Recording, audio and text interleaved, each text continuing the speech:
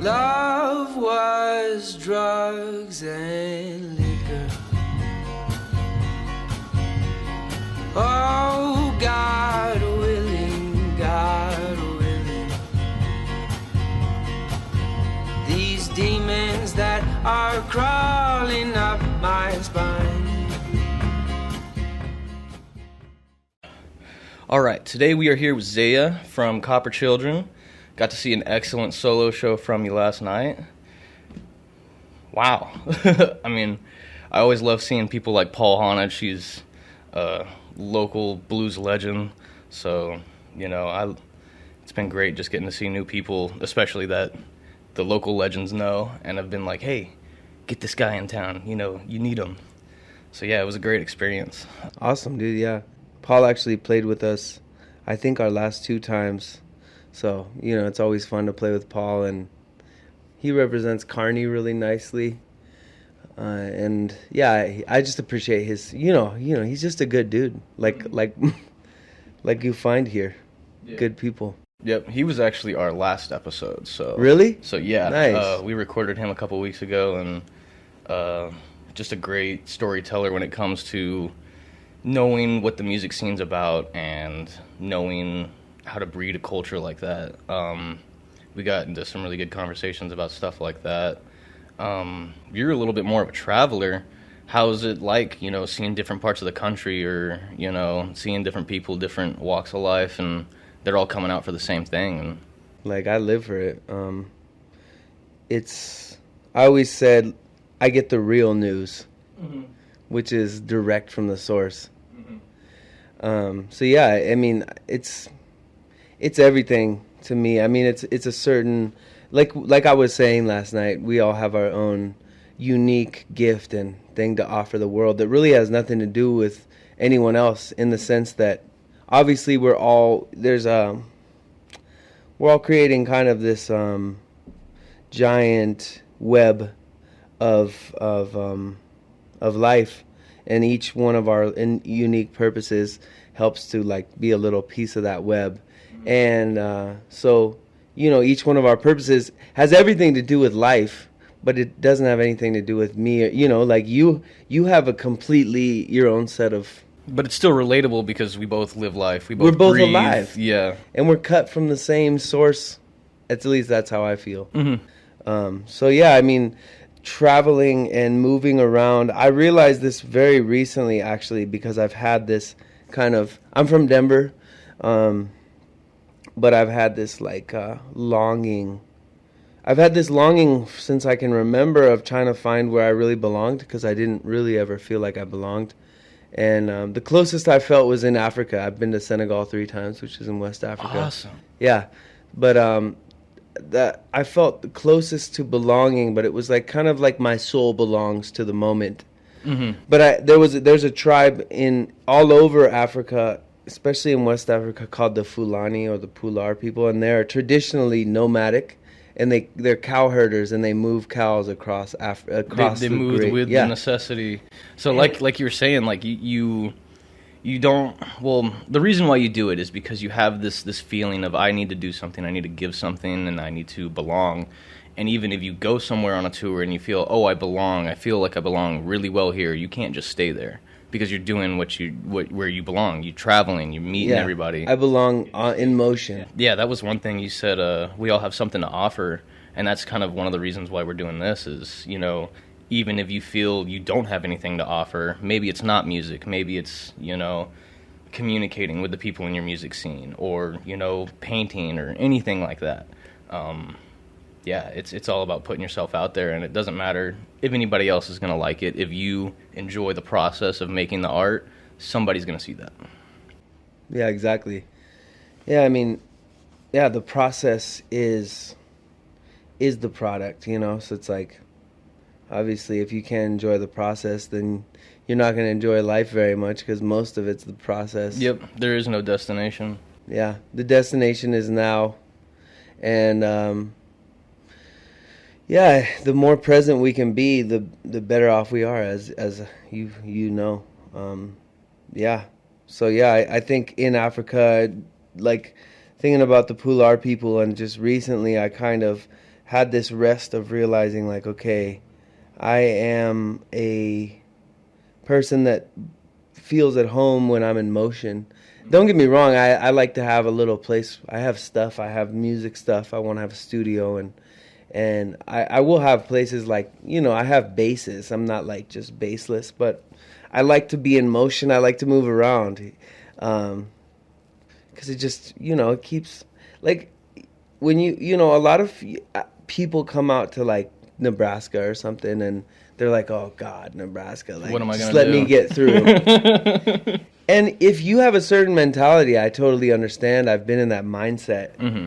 But I feel like but now... it's not a place. It's your mindset. And it's like now that when I've found more peace in myself, like when I come through Nebraska, I see sacred land, right? Like, if you look at the indigenous past of all of the land we live on today, they loved this place, and not only that, but like, pre-major farming, a lot of this land was definitely probably quite biodiverse and stuff. Oh, I mean, yeah. I don't know, but I'm sure Absolutely, it was, yeah. right? So, Yeah. do you ever go up to, like, northern Nebraska, like kind of like the rolling hills up there? No, I haven't. I've been told a lot of good stuff. I think last month, my roommates, they went out to a show in McCook. It was somewhere northwest, and they were complaining about the drive, but they were also loving the view, just because it's so different compared to highway Nebraska. Yeah, it's rolling beautiful. Like in the summer, it's beautiful rolling green hills. I was pretty impressed when I went through there once. I've only been through there once, but... Hell yeah. Yeah, I'm from Texas, so, you see one hill, you've seen them all. Hey, Texas, man, I love Texas too, though. I mean, it's like a whole universe unto itself. Oh, yeah, it's like a whole country, just with deserts and forests and flatlands and all that stuff. Yeah, for me, I'm a music, obviously I love music, so it's like the amount of music that's come out of Texas, that still's coming out of Texas. Mm-hmm. And just the wide variety. I mean, it's one of the capitals of world music. Yeah. It's one of the most influential places in the world. Yep. And it's getting bigger and The bigger. amount of talent that's still coming out of there, and still inventive, still creating the next waves from any genre. Oh, yeah, yeah. It crosses borders, dude. It's nuts. We have a lot of friends in Texas that they're in bands and stuff, and we've been trying to get them to play up here, and we've been trying to get our homies up here to play down there, try to do like a mock tour kind of thing. Love it. Not kind of like a hometown vibe, just going to all the different small hometowns, and this is from our hometown. Well, this is from our hometown. Hometown tour. Yep, exactly. But when you were talking about those tribes, it reminded me of something that one of my favorite philosophers talks about, Terrence McKenna. He talks about how your mind is like a liquid that's put into a container, and if you're traveling, that's one cup. And then it's like wearing hats. You have a musician hat, whatever, but your mindset changes depending on the structure you put it in. So like you're saying, I'm more like a river that has some whirlpools that stop in the spot and then keep going. I'm not a stagnant lake that just stays there. Totally, man. That's really cool way to put it. Yeah, I mean, first of all, I love Terrence McKenna. I'm not like a expert by any means, but yeah. And I also saw your Anthony Bourdain book, which I love Anthony Bourdain. But yeah, I think that's something that people,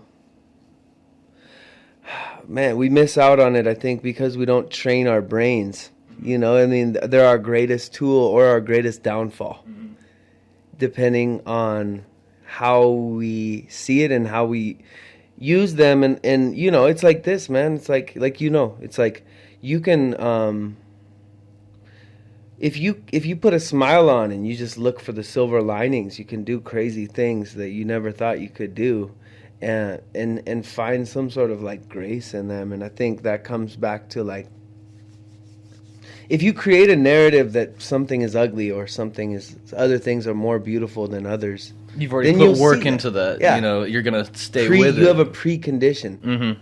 Yep. So you're gonna see what you've conditioned yourself to see. So, but if you condition yourself to be open to the beauty of all things, then that will reflect back to you. It's amazing how much of this is, just the dance we have between our inner and outer world, and how they are so connected, and they really do. One's a reflection of the other. Yeah. Neither is more or less real, and that's why I have to train. I like to train my mentality so that I really do look for the beauty, and then also just and I'm present. Yeah.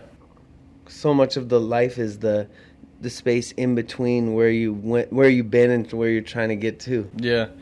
We were listening last night to a Bright Eyes album. No, it wasn't last night. It was the night before.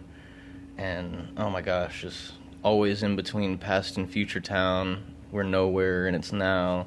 That kind of stuff. Such a good album. I love that album. He's from Omaha, actually.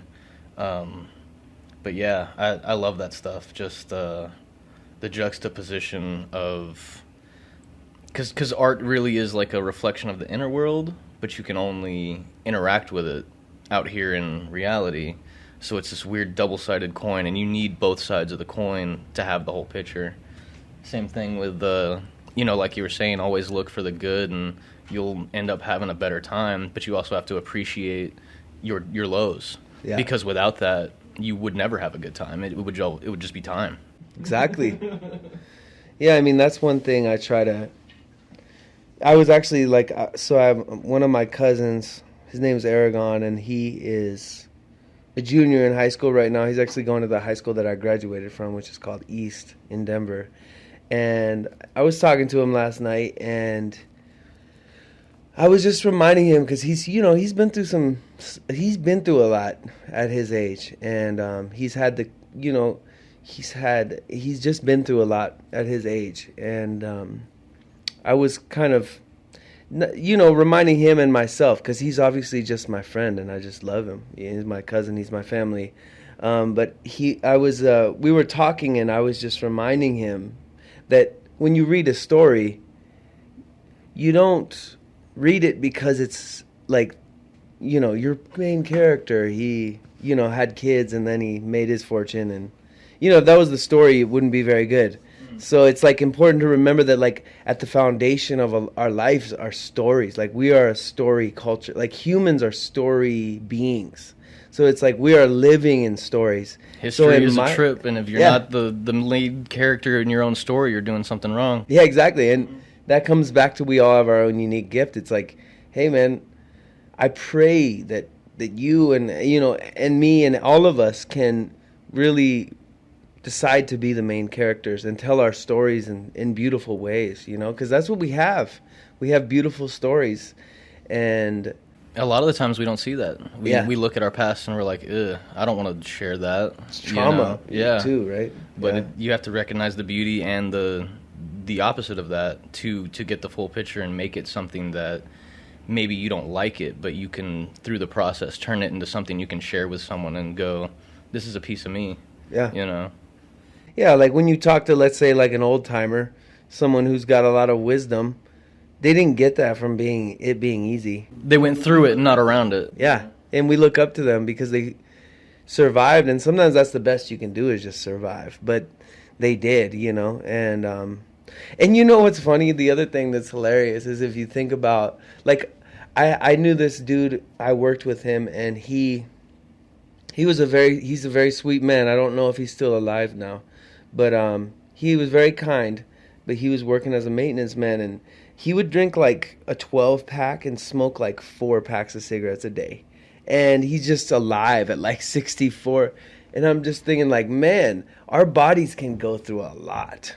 Mm-hmm. Like our minds, we can train them. Yeah. And it's if you feed your body good, think about how capable we are. Mm-hmm. We're so much more capable than but that's the thing, we have to be mindful of our conditioning. Mm-hmm. It's that, that story about the little crickets or whatever that can jump, they're jumping spiders or something like that, or but you put them in a jar and they can only they reach the ceiling, and then if you take the jar off, they'll still the next generation learns to not go over that ceiling. And if they were our size, they would literally jump out of the atmosphere. Yep. Yep. You have to put limits on yourself. Is the moral of that story? Well, you don't have to. You don't have to. But it's an example of, well, you can put limits on yourself, but also you can be limited by other forces that you were raised by that have created unconscious limitations. That's why I love things like meditation, because you're like really, and also, I mean, psychedelics, for me, that's been huge. But like, you're consciously digging in and being like, whoa, that's like blocked in there. Like you can feel it physically. Like you're like, oh, right in here, oh, something's blocked. Yep, stress can manifest physically. But sorry, you said something and it made me think. One of the best things we can teach ourselves how to do is teach ourselves to learn and teach, because that's how you go through that process of mentally going, okay, I don't need this. This is important. Stick with this. It's all about learning how to teach yourself, and then through teaching other people, you kind of get a better grasp on what that idea is for you as a student and a teacher. So I think that's the biggest thing for me in stuff like this and these kind of concepts is, if you can teach yourself to learn and you can teach yourself to teach yourself correctly, then you will have so much more skills in, art, communication, figuring out your life. That's that's very true. It's funny you mention that, because not that long ago I discovered this dude Jim Quick, and he's like all about learning how to learn. And one of the things in his like methodology is like, in learning, like, teach it, because that's like the ultimate. That's the ultimate test of whether you know something, if you can teach it, And then in teaching, you end up learning so much. Yeah, I think that is probably the most important process, is learning how to learn. Yeah. And by proxy, learning how to teach. Exactly. And that's another thing where it's very unique. Like, we all have our own styles of learning too. Like, if I had taken the kind of like standard approach to learning music, I don't think I'd be a musician. But it's very rigid for a lot of people. Yeah, exactly. And somewhere instilled in me was like, I don't know where it came from, but it was just like, I just was like, I had such a deep need to do it that I was like, I just have to find my own way to do this. But yeah, if I had taken the main, I probably would have just, music and creativity and like things you love is such a sensitive, it's sensitive, and you have one teacher that does it wrong, and it'll mess you up forever. Yeah. No, I feel that. That's how I feel a lot about modern schools and stuff like that. You're taught to get information and regurgitate it. You're not really taught to take life, look at it, and go, okay, I can do some stuff here, Exactly. I can pick this apart and learn from it and teach people, and, it doesn't matter what the subject is, as long as you know how to teach yourself how to sit down and learn a subject. Your mind's just going to be so much more available to information, I think. Or you're dangerous. Ideas. Yeah. We're a little dangerous here. Yeah, it's like our education system, as I understand it, is still based on making factory workers. Like, it's based on a model from that era. Fulfill a role. Yeah. And if you can't fill that role, we'll have someone replace you. Yeah, so you don't need thinkers. Yeah. But, that's not what I'm trying to be, is a factory. Yeah. I'm trying to be a thinker, alive, fully alive. Life is so precious and sacred, and it's really sad. I don't know if you've been to many of like the main schools these days, but a lot of the state of our education is pretty scary, honestly. We're treating children like they're not worth that much, which is insane. Yeah, it's the future, dude. It's everything. They're gonna make our laws in the future. That's gold. Yeah. You don't go. Forget about the shit in the mountains. We were just recently rewatching Naruto, and they talk about they play shogi a lot when they teach their students, and it's like a Japanese chess kind of thing. And they say, you know, one of the lessons is, do you know who the king is? Who is the king? You know, your army is there to protect your king. Who is it? It's the future. Wow. It's the village. It's the children in the village. So That's where it's at right there. It all comes full circle. Yeah, and it's interesting how we have like the kingdom outside of ourselves, and then we have the kingdom within. You know, something that's really trippy, honestly, that I've been meditating on as well is just this like reality that I am me, but also not at all. Mm-hmm. Like I'm so much more than me, and the person that is me is like, oh, hey Zea, what's up? It's this. But who is it? Yeah, it's this projection of all your life experiences and everything you've been through, but there's also everything you think about, everything you're gonna go through, everything you could be is all still you. It's just not you yet. Yeah. You know? Yeah, and then also not only that, but think about we're literally made up of like stardust, trillions. Like we are simultaneously, you know, we're massive and also tiny at the same time, but also like the voice inside of my head, that's Zea, but also, is it Zea? You know, it's like, well, yeah, it is. But also, it's also like this funny relationship I have with myself where it's like, and I've thought about this since I was really little too, of just like, who, it's like, who are you? It's like, well, that. I'm you, of course. I've always played with that idea of self-identification, and you know, there's like this skin that's like, no, this is you, but you know, the whole world is arguably, I mean, it's all the same. Yeah. You know, Alan Watts says we are a peephole that the universe is looking through to see itself. And that peephole is just that screen over it. That's you. Yeah. That little individual scratch on the lens. That's your distinct peephole into the universe. Yeah, it's like our drummer Chris, the drummer of the Copper Children. His dad was recently in town, and he was talking about how you're this Buddhist idea, like that you're this wave, and you're like, oh, I'm a wave. And you're like all worried about being this wave or something. I'm not telling it the best, but he's like, and then suddenly you get near the like where you're gonna crash, and then you realize like you are the ocean. Yeah. So yeah, I think it's like, yeah, we're like, that's why I really try to consciously connect to this like soul that is in all things. That's what I call God. I call it God.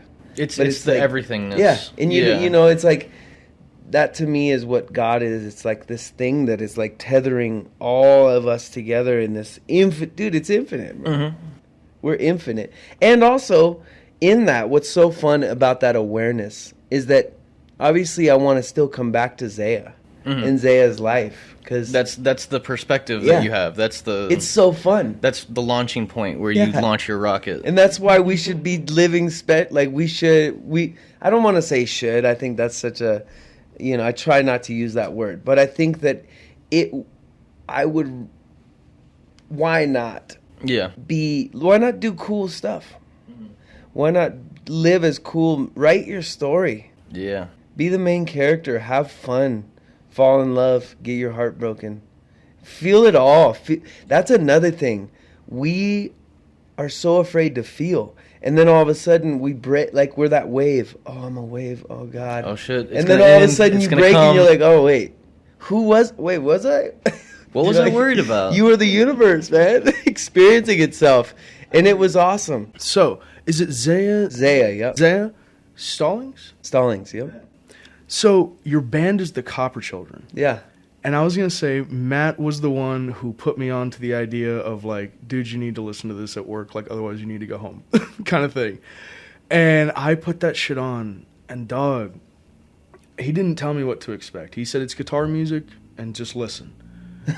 Dog, I was hearing songs I felt like I had heard before, but it's more like remembering an old memory. And the music y'all make out there, dude, takes me to like the 70s music I was listening to when I was a kid. It takes me to church, literally. It puts me in a spiritual vibe, out in the forest, sitting down, chilling with your back to a tree, overlooking like a little hillside thing. Overlooking a little hillside thing and just kind of, being one with nature kind of thing. And then I saw you play last night, and dog, where does it come from? And I'm sorry if y'all already talked about this, but what inspires you, dog? Well, first of all, thank you. I appreciate that. I mean, that's as good of a place as our music could take somebody, so that's always good to hear. So you said what inspires it? Yeah. I think a lot of like kind of what we were talking about, it's like an urge to just express and to basically like kind of squeeze the like juice out of life. And I think I feel like there's certain times where you have these like artists who write really cool stuff, but their lives are not all that interesting. Like they don't do that, like outside of touring. Mm-hmm. Their lives are not necessarily, and I don't know if that's true or not, but I guess for me, I feel like personally, I want to live these, like I want to live my life to be as exciting as the music that I make. And well, I was gonna say something that a homie of ours who was on this podcast once said. He goes, I'll sit there and I'll watch an artist, but I can't believe that guy or that person that they live what they sing or that they feel the words that they're putting out there. And he goes, but when I believe somebody, everything changes. Right? Yeah. And I feel like, because you live that. Like, yeah. that is music from the soul, from the heart kind of stuff. Because, what did you grow up listening to? Music. Yeah, it's funny, and what I always like to say is like, obviously with the Copper Children, the beauty of it, kind of like a Grateful Dead thing, is that we have this like diverse, very diverse group of people that are equally like obsessed with this thing that is having a band and being on the road. And so first and foremost, like just acknowledging my bandmates and the ones that were in before, but just Chris and Andy and Cole and Nikki and Eric and even Elijah, who's no longer in the band but was with us when we first started and when we first came to Kearney, he was in, and we had some wild times in Kearney, man. Anyways, what I was saying is that I just want to acknowledge that like that's like definitely like kind of finding a way. Teamwork is huge, and like allowing each of our unique musical like upbringings to kind of create this sound. But for me personally, what's funny is that I didn't come from like, how some people are like, oh, Dad would always throw on the Marvin Gaye record, and I didn't come from that, man. I came from kind of like my parents. My dad is a retired art teacher, but he was a big backpacker. He grew up in Southern California, but he did Mexico to Canada, and he was very into outdoors, so we would do a lot of backpacking and stuff.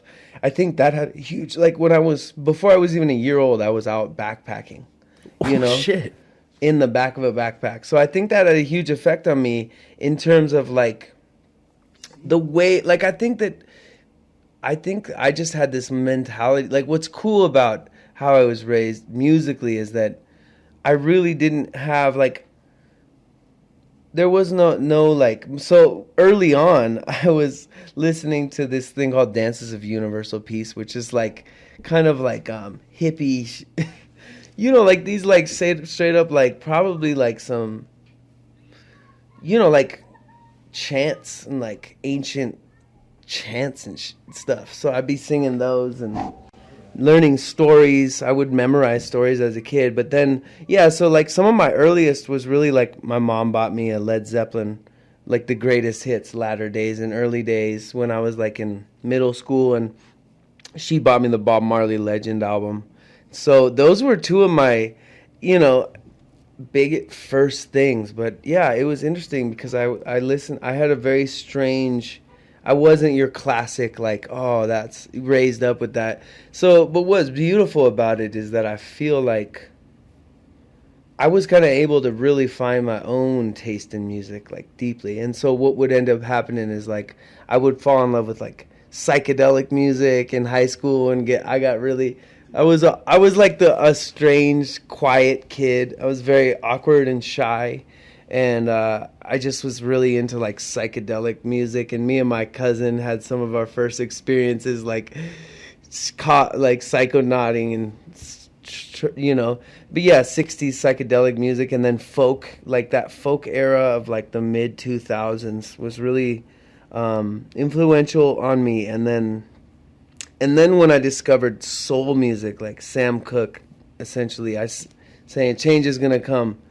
But yeah, that song, and I always say like that's my favorite song of all time. And it's weird because you don't like, that's a hard question, but for me it's just not like a change is gonna come. It's just will forever be my favorite song because it's just the most influential song I've ever heard. Like the first time I heard that song, my life was different forever. Like, and so like, I mean, that is that like a song for you that, I don't want to say like it opens your third eye, but it was a life changing. It was a might have opened my third eye. There you go. I was gonna say the backpacking thing, man. So your dad would, if I'm understanding correctly, would backpack from like SoCal down to Mexico and then up to Canada.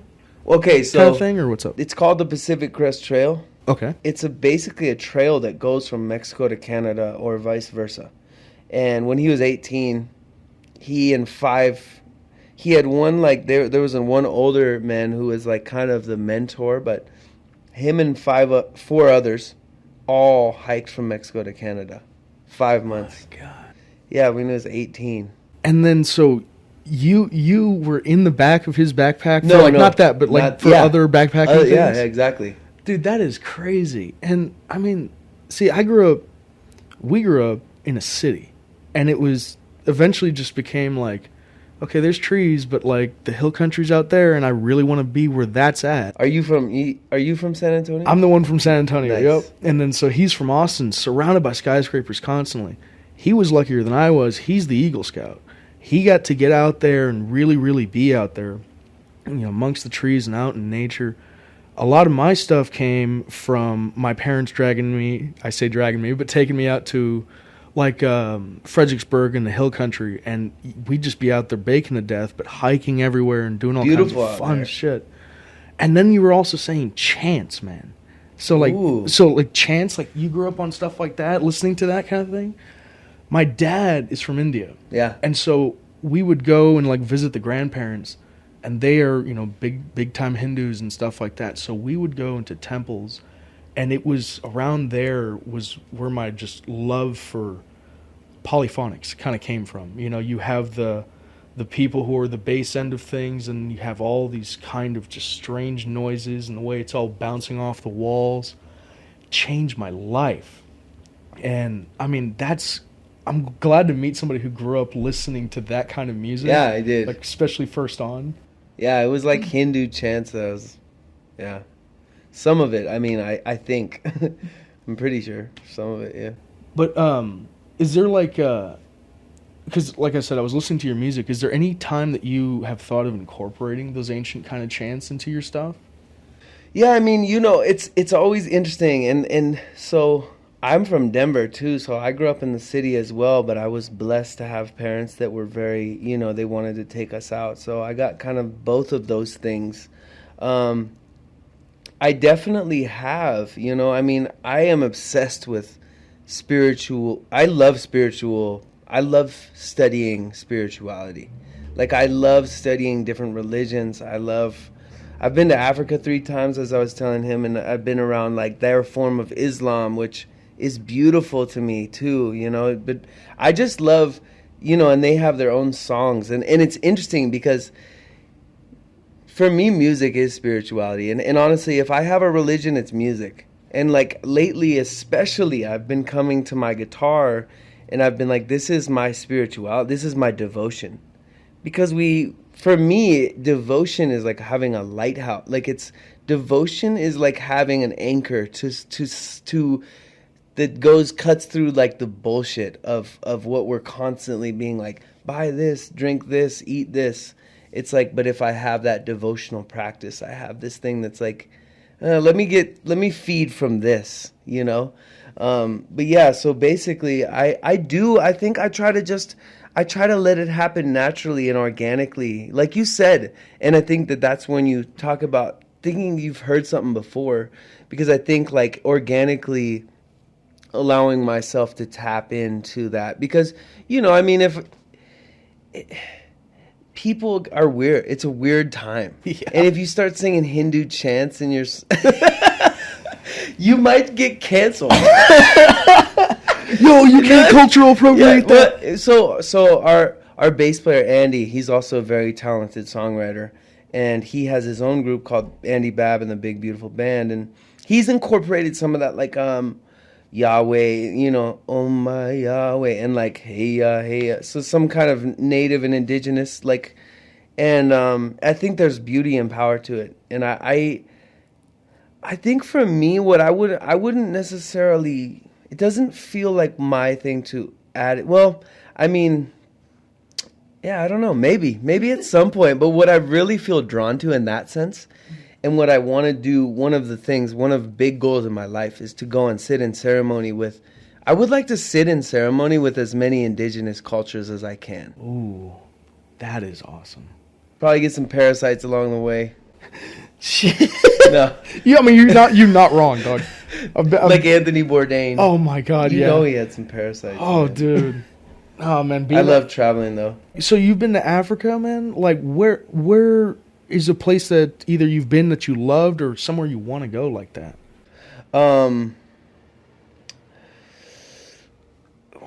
Somewhere I'd learn. Oh, I mean, so my girlfriend's been to India multiple times. Oh shit. I was always more drawn to Africa, but I definitely like to go there because I feel like it's just, I mean, it's like it'll just blow you open. Have you been? I have been a few times. What region? So your dad's from India? So my dad's from India. I will tell you straight up though, do not eat the street food. Don't eat the street food. That like I would. It's the realest shit. But we come from the central area. So you have like Delhi up in the north, Kerala down in the south, and right in the center is a place called Hyderabad, and it is an even That's bigger. Where you're from? Yeah, that's where my girlfriend's been there. Are you serious? Yeah. Dude, that place, man, like it's cool, but it does this strange thing where all of these large, ultra modern buildings are built on top of super, super ancient buildings. So you'll be walking at ground level where there's like, just shops like here, buy my food or stuff. And you look up and it's like Puma. Wow. And what these guys are selling out of like their little shops used to be temples or used to be stockades. And it's like, it's really weird. It's super strange. But yeah, it will blow your mind. It'll be suddenly like something as funny as just, oh, there's cows in the road. I guess traffic's not happening today. And everybody's stuck for 3 hours because the cow decided to sit in the road. Yeah. What I find more interesting than that is you'll be driving, like I say, you'll see a skyscraper here, and you'll look down, and they had to build a road around a small temple that has been sitting there for probably hundreds of years. And it was built by some group of people, and they refused to knock it over for road work. And you begin to see how all these rigid lines that we've created here can be adjusted, can be slightly circumvented, and no one is pushed out of place. No one is really disrupted by those things. Another funny thing is like you see traffic lines. Completely useless. Irrelevant. Totally useless. In fact, over the course of time that I had been going there, I watched people get used to traffic lights because it used to mean nothing. Oh, red means nothing. Yeah. Keep going, and they're weaving.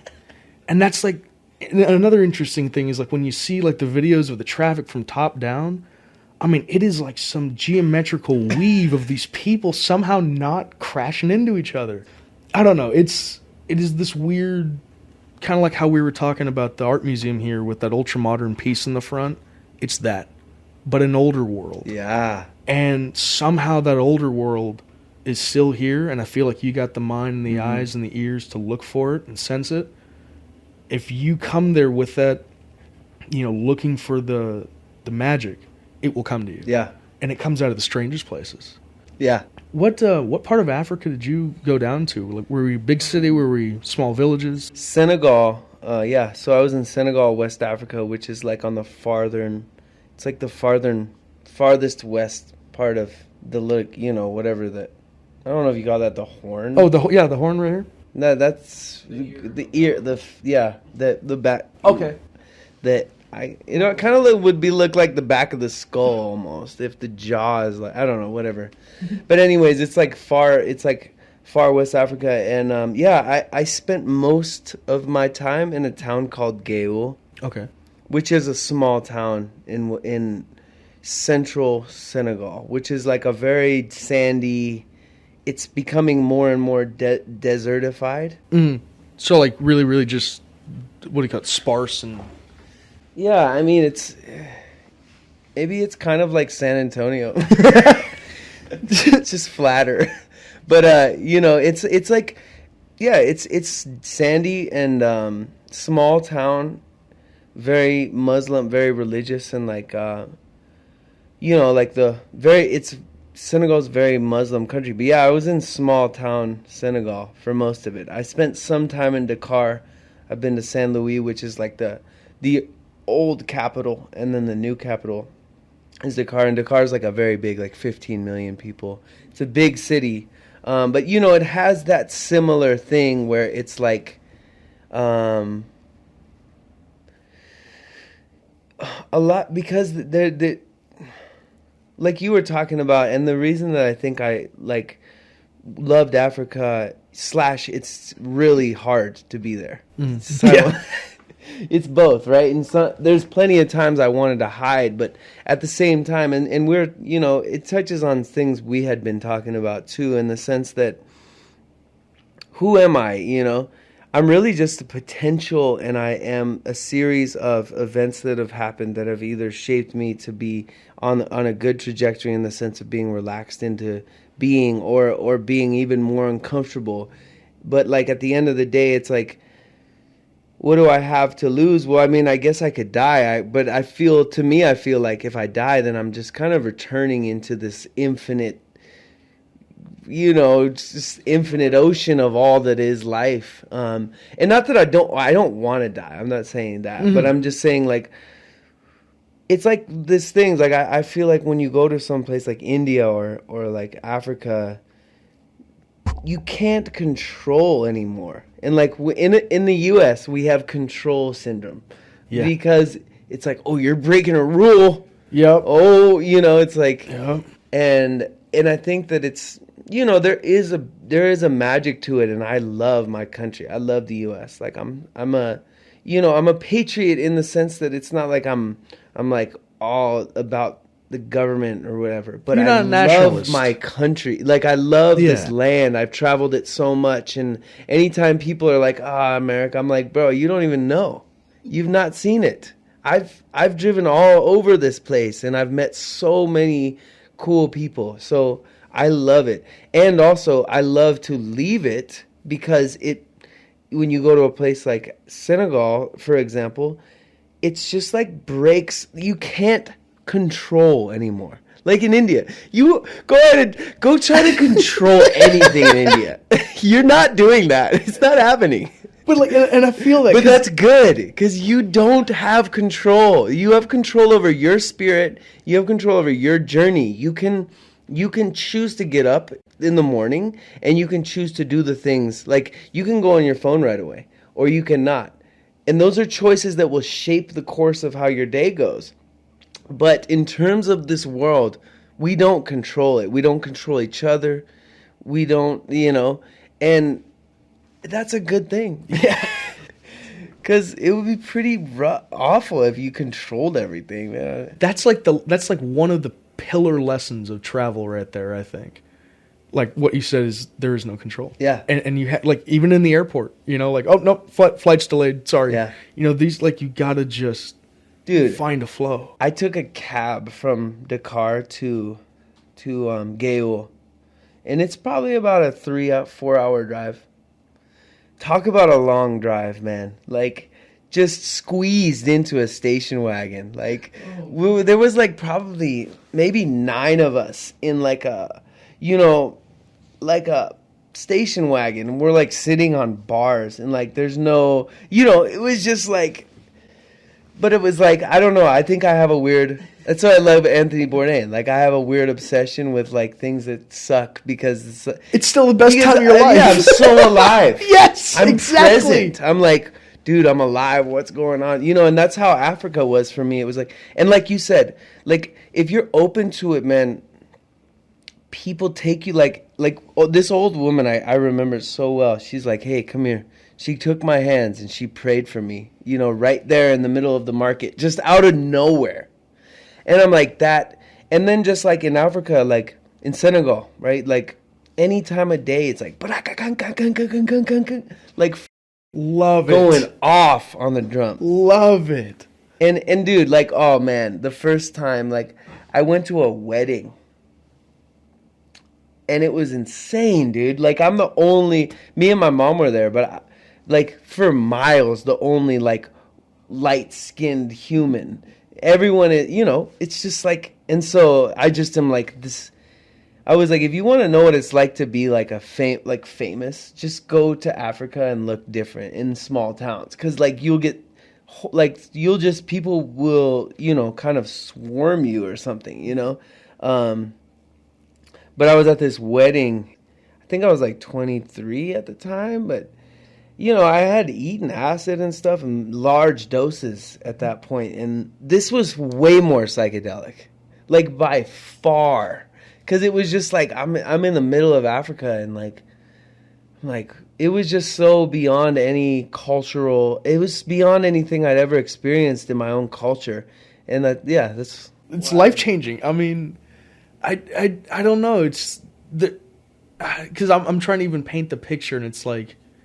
You have to be there. Yeah. You have to step out of what you know and take that chance and go to wherever that may be, Mexico or anywhere where the natives are still able to be natives and do their thing that is unlike any of what we have. Yeah.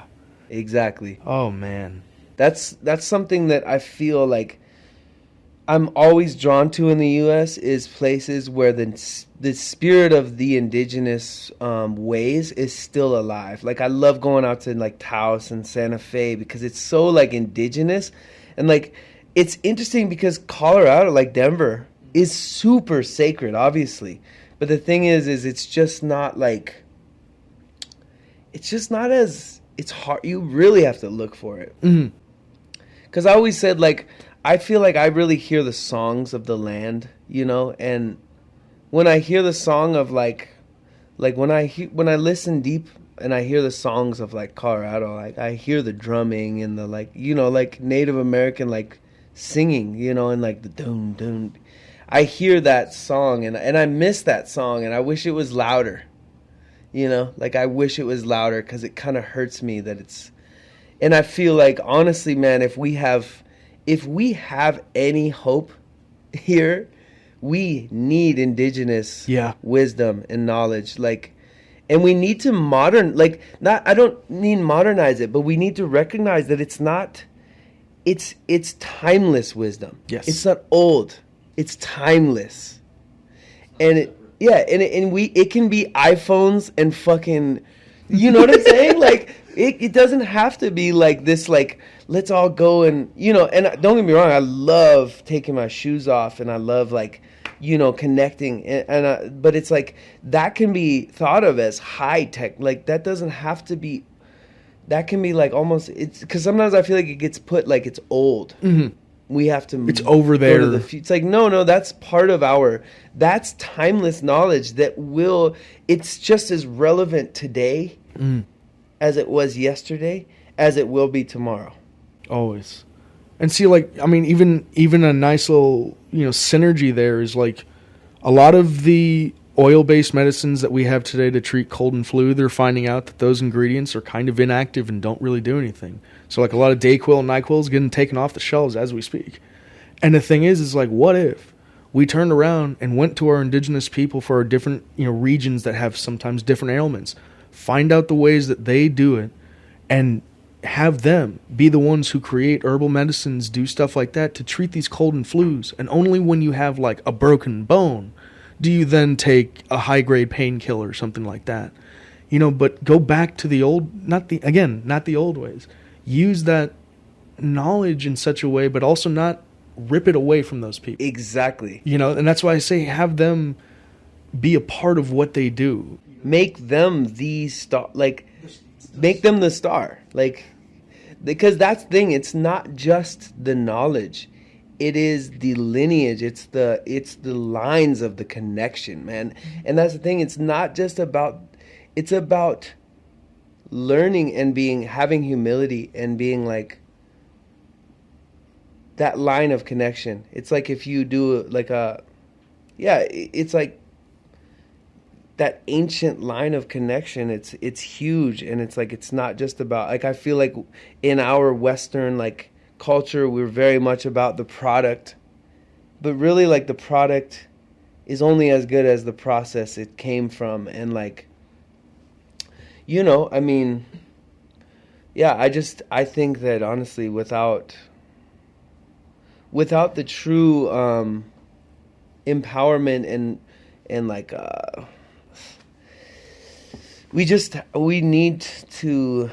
we need to empower indigenous wisdom and knowledge and bring it into the future in a way that is, like you said, is honoring not just like the thing the medicines, but also honoring the people. Exactly. When I was very young, and dad being Indian and mother being Lutheran, when I would go to church at this school that I was going to, there was just a lot of we are the ones who get it kind of thing. And then I started going, you know what? Let me look back and actually like read this book. And then let me, read the Bible and then move to the Quran and like then move to like Indian holy books. Then I had some friends who were natives and they were like, here's some old like stories that we were told. And I began to realize that once you get the middleman out of the way, like just the priest, the pundit, these folks, the salesman, you take it in for yourself. It's these older things, we're all saying one thing that we're kind of forgetting, and that's all is one. Like everything is connected, and that means like, again, like literally you and the tree, your fate is the same. Like whether it's okay, we're on a floating rock and that's the only thing. If the world blows up, then you and the tree are dead. Nah, you cut down the tree, that is less oxygen, and eventually you go the way of the tree. That everything is ineluctably linked, that there is no such thing as separate.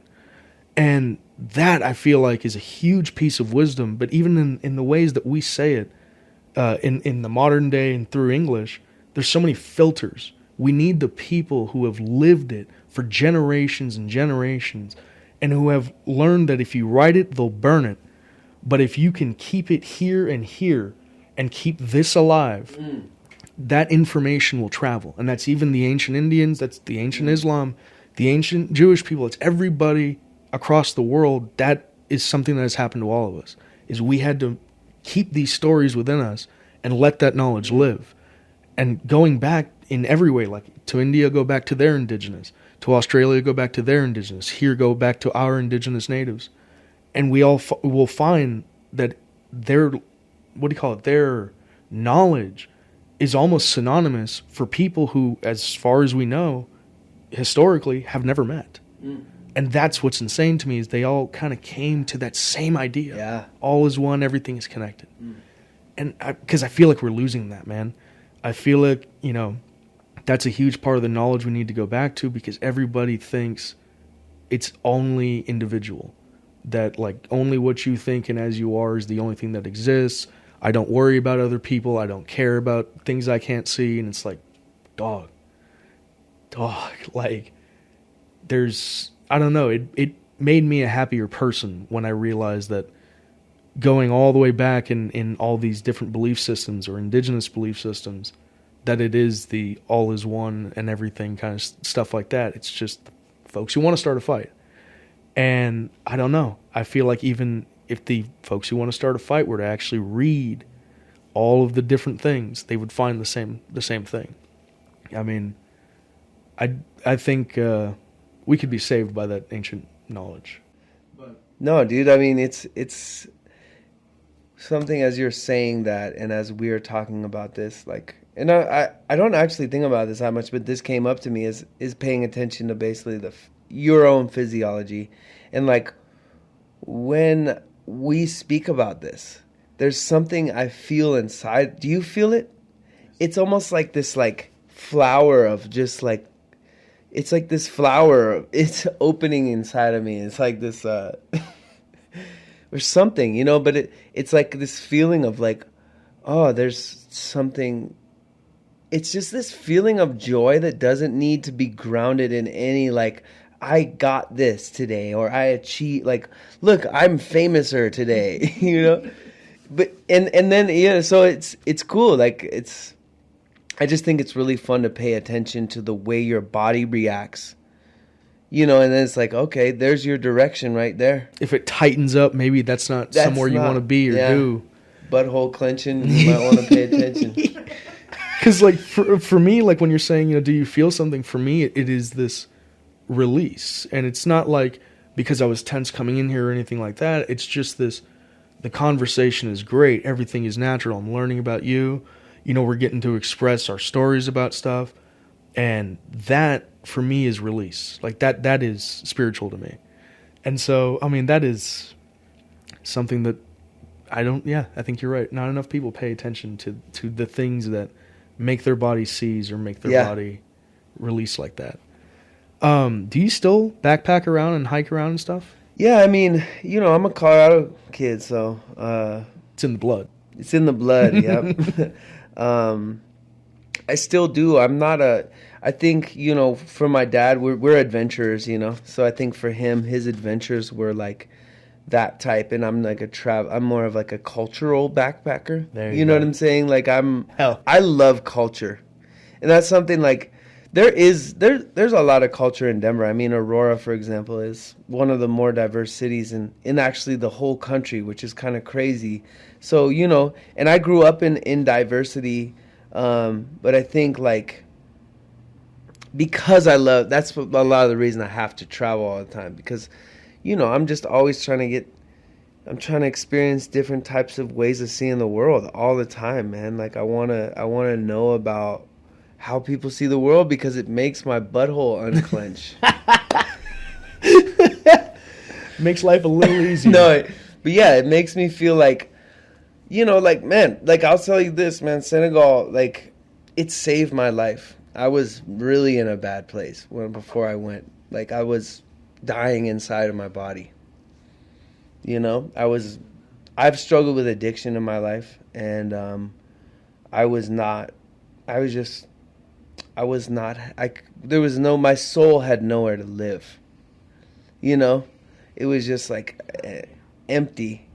And yeah, and so it's funny, like I feel like really like my soul, like my heart really is in Africa, like forever. Like that's my home. Like my soul, my spiritual home is in Africa. Like it's where my spirit found its home. And now I'm like, all right, it's like I have it on my chest. Oh shit. Yeah. Dude. But that was where I really was like, okay, I can live, you know? Cuz like, man, I mean, if you just grow up in the US and you don't get out, I mean, I don't know how you make it, because it's such a confusing place, man. Like, yeah, the depth we're talking about, it's like attacked here. Do you know what I'm saying? Like, and like I said, I love my country, man. But like, the depth, the diversity, the desire to learn how other people think, and it's like, not only is it not encouraged here, it's under assault. Yeah. I agree with that 100%. You have to be a spiritual warrior. Oh, What was that? We were there's a channel I think you might enjoy on YouTube. It was a guy named Glink, and I think he's an Armenian first generation, and he was in LA. And he was, he's not like an annoying vlogger, but he was just going around, and he encountered another Muslim guy in full garb, and he had like a stick, and he was just walking, and he walks up to him and he starts speaking in Arabic, and he goes, "What are you doing here?" Like to Glink, and he says, "What are you doing here?" And he's like, "Oh, I'm just traveling around, I'm just looking around." He goes, "Man, you need to be strong, because this place, it puts pressure on your spirit. This place is different. It's very heavy here." And he goes, "Go with God, my brother." And they just hug it out. And this man looks very stressed, and he just continues to just pilgrim on his way gone. And when I saw that video, it really just, that moment there spoke to me, because I never heard it in such a way. Him being as he was, and his spiritual beliefs, and trying to contact how other people live, was being assaulted.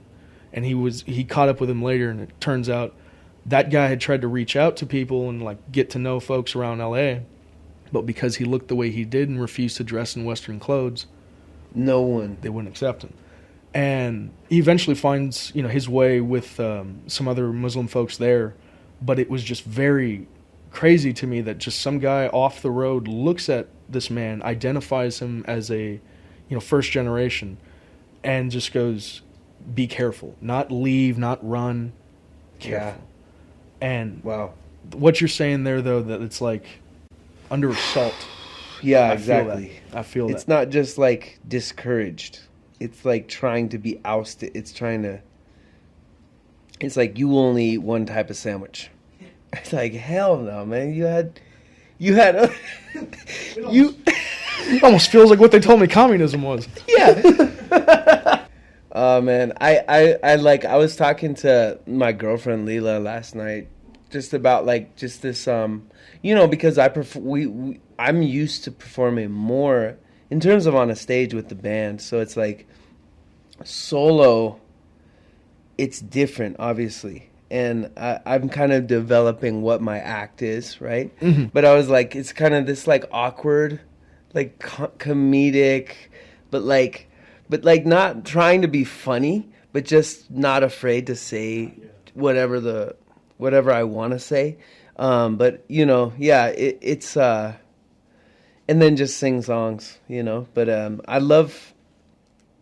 I like off the dome stuff and just like really relaxing into that, and that's good. That was a funny moment. I like the hell sandwich.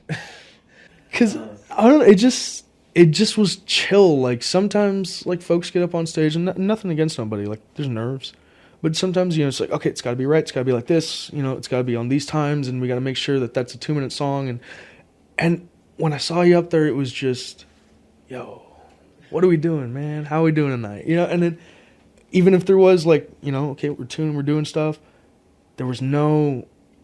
I don't know. There was no vibe change. There was not, like, oh, something's wrong, something's going on. Like, nothing. It just was relaxing all the way, and it oozed from you. Nice, relaxation. Dude. Like, That's great to hear, man. We had a buddy of ours in there, first time ever coming out to the other side for a show, and he kind of like, he's a little bit of an anxious dude, and he was drawing everybody. I saw him. So yeah, he seems like a sweet guy. He is. He's a real nice dude. And when you got up there, he was just like, this guy, he's taking me somewhere. Nice. I do want to ask you something. Are you vocally trained at all, my guy? I mean, because you sound like you are. Like those notes were just. Thanks, dude. I've definitely just been on my own vocal journey. I've taken some lessons. Mostly it's just been my own curiosity.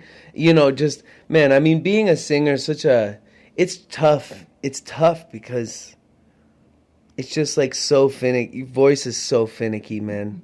And like when you're a singer, like being a singer, I'm so aware of it. And I'm like, I'm trying to, all throughout the day, and I notice like, oh, fuck, I notice how I speak. I'm very mindful. I've trained, but it's been my own training. A lot of YouTube stuff. I have found like through my journey, diluted it down to like this particular kind of thing, basically a warm up. And once you hit a certain point, it's just basically like I understand the physiology and the fundamentals of how to sing, and and it's like this, right? It's like, imagine your vocal cords are like your hands. You don't if you're trying to hammer a nail in, or I don't know if hammering a nail is the right, but it's like your power kind of sources from your bigger areas, and then your hands are like your final detail. So it's like if you have too much, you're trying to do too much with your hands, you're going to hurt yourself, because your hands aren't designed to be your ultimate power. They're designed to be your kind of like final detail. So that's kind of how I look at it with the voice. It's like the power of the note is coming here, and then I'm trusting that I've trained this area to kind of shape it just how I want to, and then just really let it out. So yeah, I mean, I've trained a lot, man. I mean, I train I train all the time. Like, that's almost every day I train my voice, because it's just I just love it so much. It's just dude. I mean, it's just such a my saying is, I don't have to check my voice at the gate when I go on the plane. It's like, it's with me, man.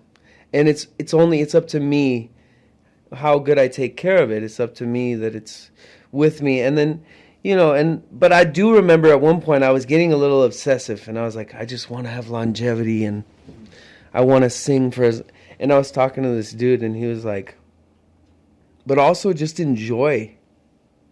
Just enjoy singing while you have it, man. Because the reality is as much as you can want longevity, if you look at longevity of people who do it right, most often they actually are people who are just happy. Like, if you look at Ray Charles, he smoked for so long, did heroin, but man, his voice was and stayed amazing. It wore. He got older and he couldn't he wasn't doing backflips with his voice anymore. But he was still had so much soul till the day he died. And I look at it, it's like, that's just as important, is to relax and have fun and love what you have now. And I'm all about longevity and we have to, a lot of us we're going to have to live in these bodies, and it's good to be mindful of that how is this going to look when I'm 50? But at the same time, I was getting so obsessed with it that it was almost like it was tearing me away from my own experience. And it's like that, those people who eat perfect and they work out every day, and then they get cancer at 40. Yeah. And it's like, wait, but you ate perfect, but there were a lot of times they were very rigid, and that's not the answer.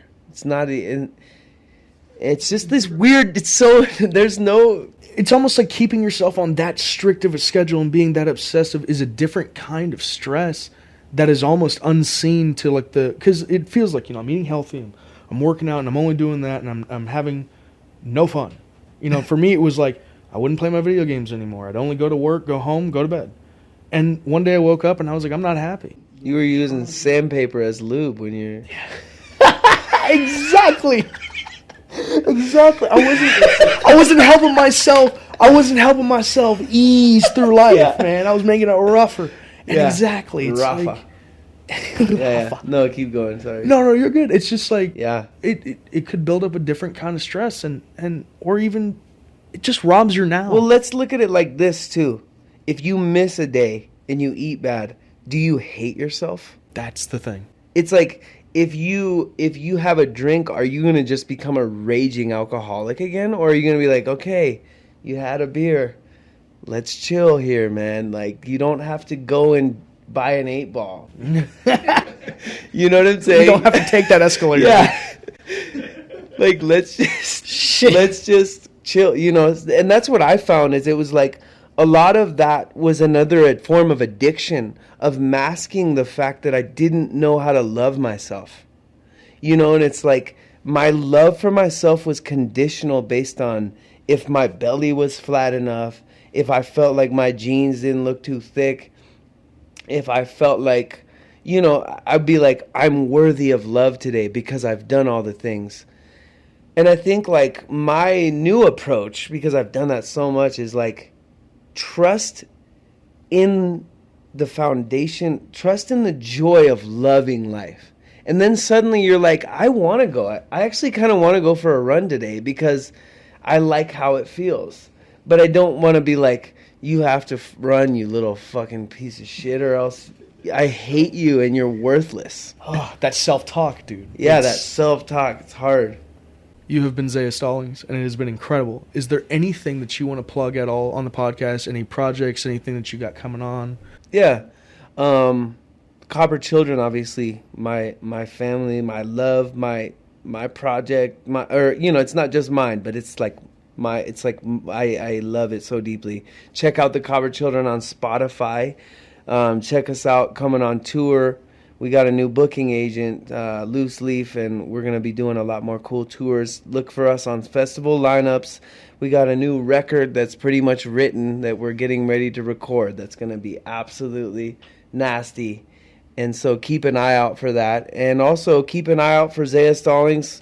I'm going to be doing some solo stuff and doing more traveling. And also keep an eye out for yourself being the star of your life. And don't forget, your gift is one of a kind, and no one can be you but you.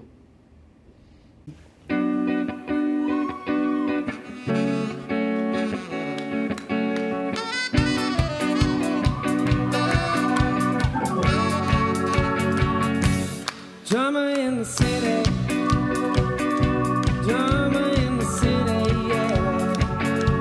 Drama in the city. Too much drama here.